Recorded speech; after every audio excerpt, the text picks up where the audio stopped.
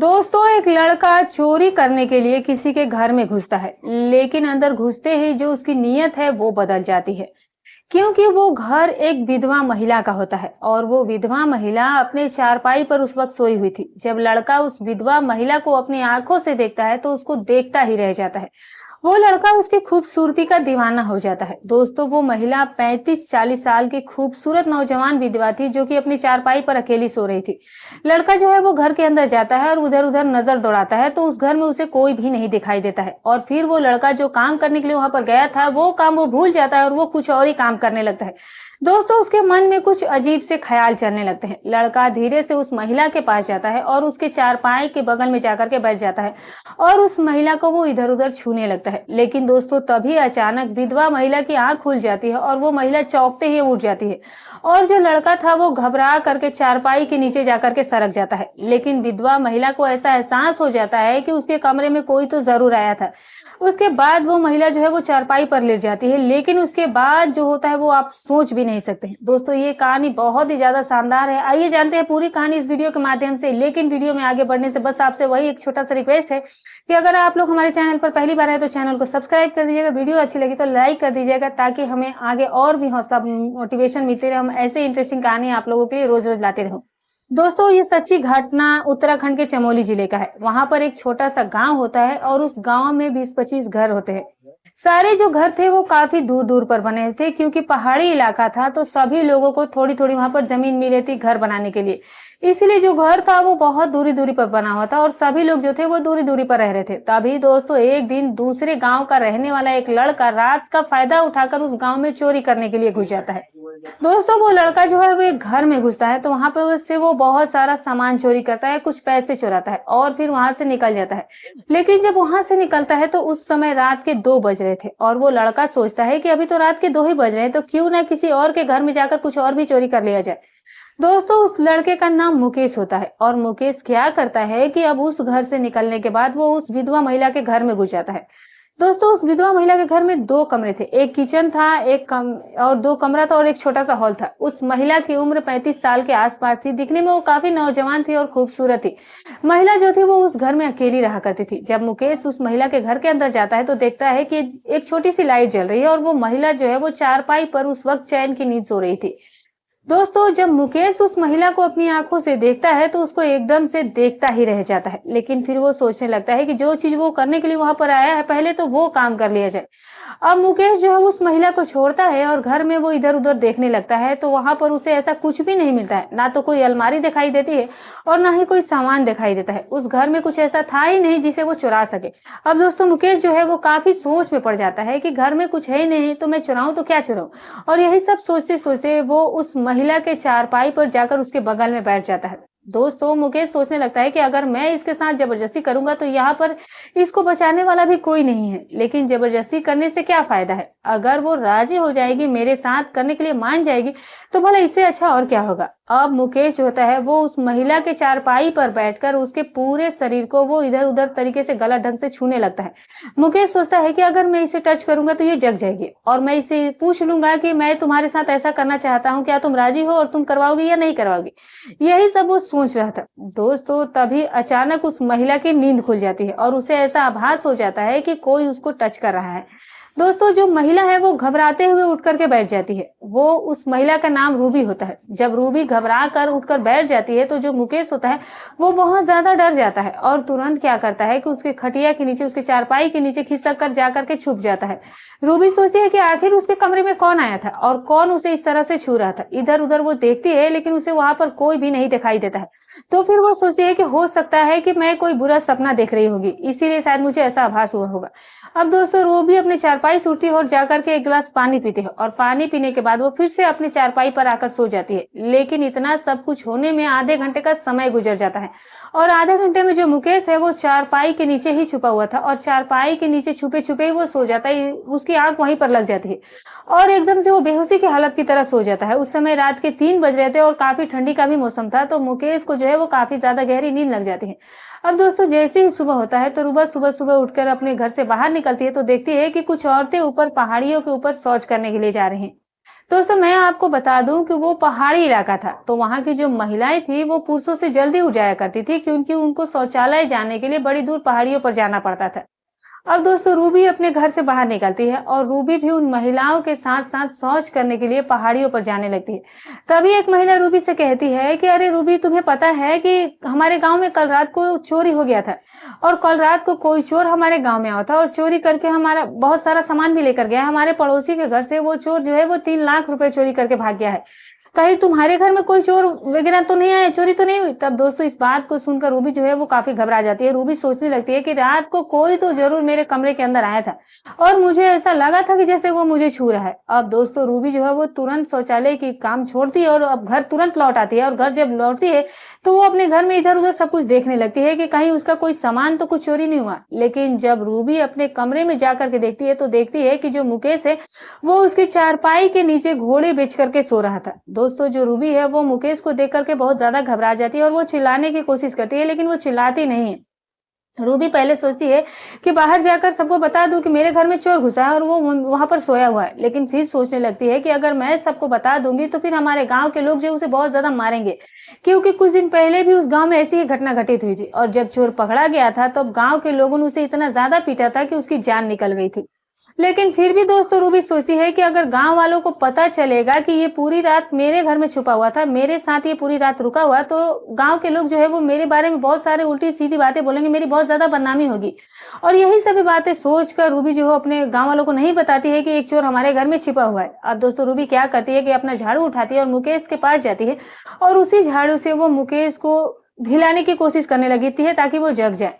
अब दोस्तों रूबी झाड़ू से मुकेश को काफी हद तक कोशिश करती है जगाने की, लेकिन मुकेश जो था वो उठने का नाम ही नहीं ले रहा था। तभी रूबी क्या करती है कि एक गिलास पानी लेकर के आती है और उसके चेहरे पर वो दूर से वो पानी फेंकती है और मुकेश जो है वो घबरा करके उठ जाता है। जब वो उठता है तो वो डायरेक्ट घर के बाहर वाले दरवाजे की तरफ भागने की कोशिश करता है, लेकिन जैसे ही वो दरवाजे से बाहर निकलता है तो फिर भाग कर वो दरवाजे के अंदर आ जाता है और फिर वो आकर के छिप जाता है और रूबी के सामने उसके पैरों में गिर जाता है और फूट फूट कर रोने लगता है और हाथ जोड़कर उससे माफी मांगने लगता है। दोस्तों मुकेश कहता है कि मुझे बचा लो, मुझसे बहुत बड़ी गलती हो गई है, नहीं तो ये लोग मुझे जिंदा नहीं छोड़ेंगे। क्योंकि दोस्तों जब मुकेश घर से बाहर भागने की कोशिश कर रहा था तब वो देखता है कि कुछ लोग जो है वो लाठी डंडा लेकर उसी की तरफ गांव के लोग आ रहे थे। अब दोस्तों रूबी जो है वो तुरंत अपने घर का दरवाजा जो बाहर वाला होता है वो बंद कर देती है और खुद वो घर के बाहर ही खड़ी हो जाती है। तभी गाँव के कुछ लोग रूबी के पास आते हैं और रूबी से पूछने लगते हैं कि भाभी, आपको पता है कि हमारे गांव में कल रात को चोर आया था और बहुत सारा सामान भी चोरी कर गया है, 3 लाख रुपए लेकर के चुरा करके गया है। हम लोग को ऐसा लग रहा है कि वो चोर अभी भी हमारे ही गांव में कहीं छुपा हुआ है, कहीं इसी पहाड़ियों पर वो छुपा हुआ है। तब दोस्तों रूबी अपने गांव वालों से कहती है कि अगर वो चोर चोरी करने के लिए आया होता तो वो छुपता क्यों, वो तो रात को ही भाग गया होता।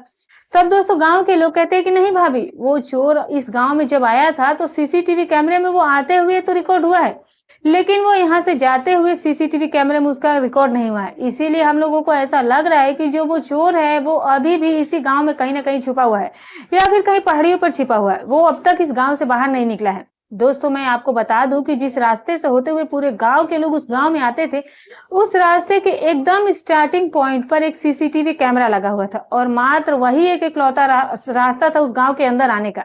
जब मुकेश गांव के अंदर आया था तो उसका फोटो उस कैमरे में रिकॉर्ड हो गया था, लेकिन गांव से बाहर निकलते वक्त उसका वीडियो कैमरे में रिकॉर्ड नहीं हुआ था। इसीलिए गांव के लोग समझ रहे थे, सोच रहे थे कि शायद वो चोर जो है वो अभी भी हमारे गांव के अंदर ही छुपा हुआ है।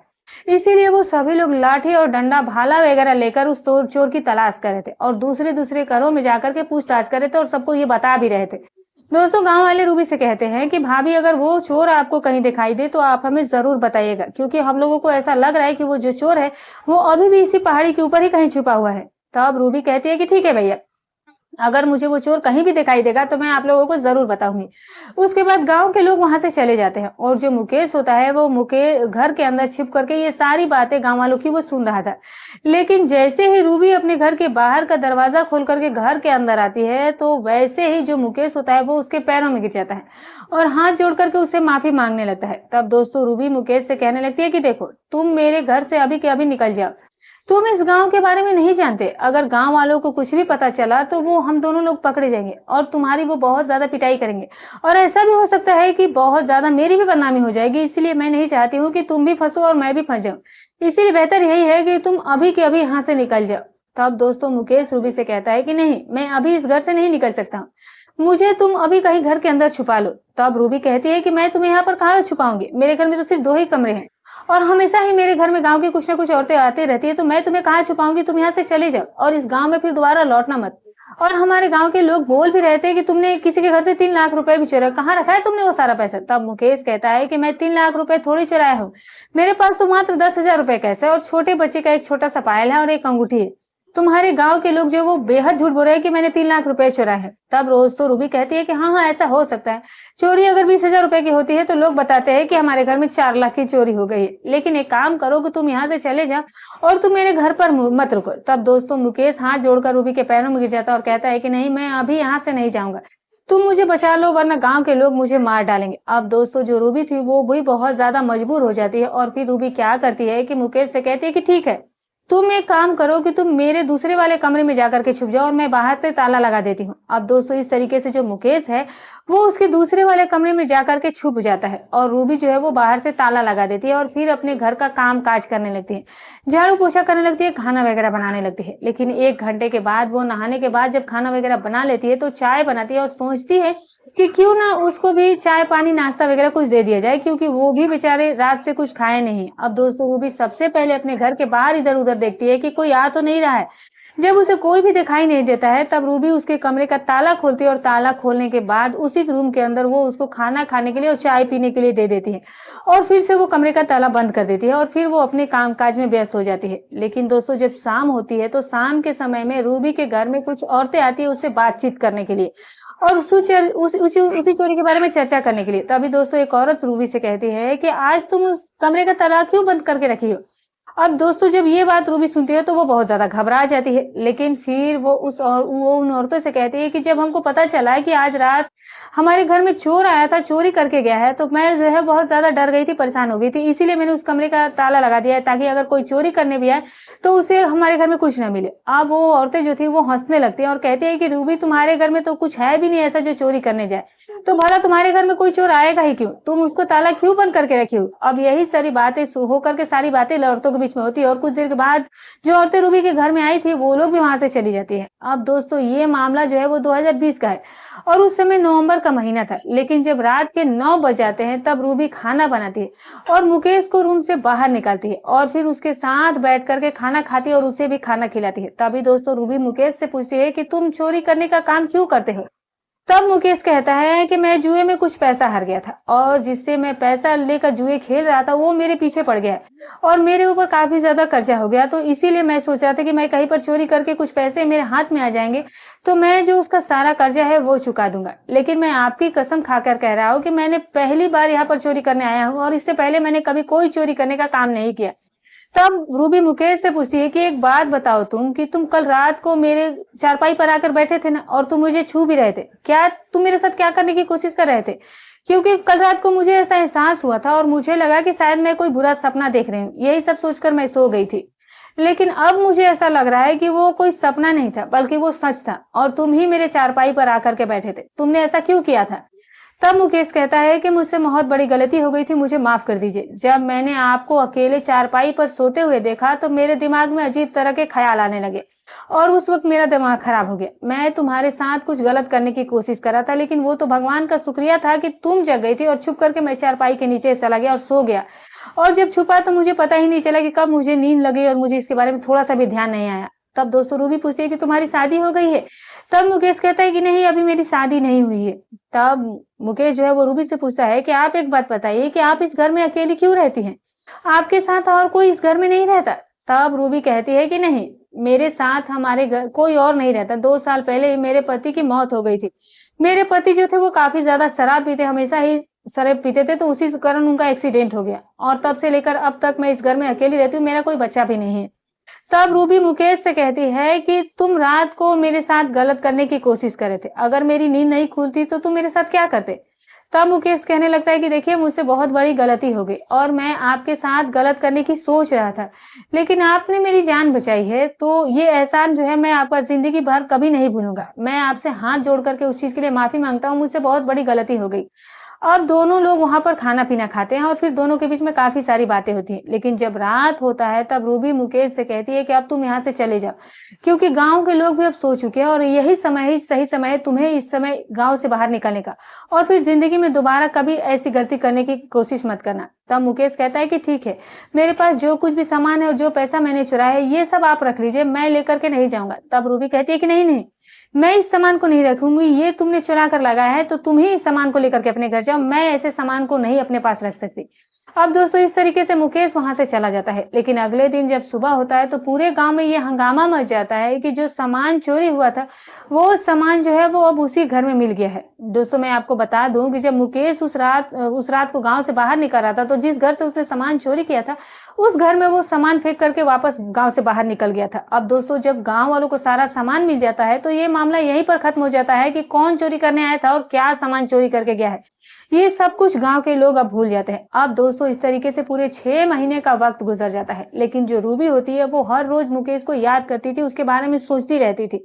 तभी एक दिन मुकेश जो होता है वो बाजार में रूबी से मिलता है और रूबी जो होती है वो मुकेश को देखकर काफी ज्यादा खुश हो जाती है और रूबी मुकेश से पूछती है कि तुम इतने दिनों से कहाँ थे, कभी तुम मुझसे मिलने के लिए भी नहीं आए। तब मुकेश कहता है कि देखो रूबी, जब तुम्हारे घर से उस दिन मैं निकला था ना, तो उसके बाद अगले दिन मैं देहरादून चला गया और वहां पर जाकर मैंने मेहनत मजदूरी करना शुरू किया, मैंने काम करना शुरू किया और पैसा कमाना शुरू किया। अभी 2 ही दिन हुए हैं मुझे वहां से लौटे हुए और देखो आज तुम्हें यहाँ पर अचानक मैं तुम्हें मिल गया। दोस्तों वहां पर रूबी और मुकेश के बीच में बहुत सारी बातें होती और दोनों ही लोग एक दूसरे के प्यार में पड़ जाते हैं। दोस्तों 2020 में मुकेश रूबी के घर पर चोरी करने गया था और 2023 के लास्ट तक मुकेश रूबी से शादी कर लेता है और हंसी खुशी ये दोनों लोग एक साथ एक ही घर में रहने लगते हैं। तो दोस्तों ये थी आज की कहानी, आपको कैसी लगी हमें कमेंट बॉक्स में जरूर बताइएगा। वीडियो अच्छी लगी हो तो लाइक जरूर कीजिएगा, चैनल पर नए तो सब्सक्राइब कीजिएगा। और हमारी कहानी सुनाने का उद्देश्य किसी की भावनाओं को ठेस पहुंचाना नहीं है, ना ही किसी के दिल को आहत करना है, बस केवल आपको सतर्क करना, आपको जागरूक करना है। तो चलिए दोस्तों फिर मिलूंगी नई कहानी में, लेकिन उससे पहले हम अपने कुछ दोस्तों के नाम लेते हैं जिन्होंने हमारे वीडियो पर कमेंट किया है। तो चलिए दोस्तों सबसे पहले नाम लेता है कुलदीप यादव जी का अयोध्या से, नजर अली प्रतापगढ़ से, रामदूत नूर महल जी पंजाब से, हरि मुर्मू जी बोकारो से, रामधीर लोढ़ी जी शाहजहांपुर से, कुशेश्वर जी भागलपुर बिहार से, गजेंद्र सिंह जी तोरैया यूपी से, मनोज चौहान जी बांग्लादेश से। तो दोस्तों ये थे कुछ दोस्तों के नाम, फिर आने वाली वीडियोस में मैं बाकी दोस्तों के भी नाम लूंगी। तब तक अपना और अपनों का ख्याल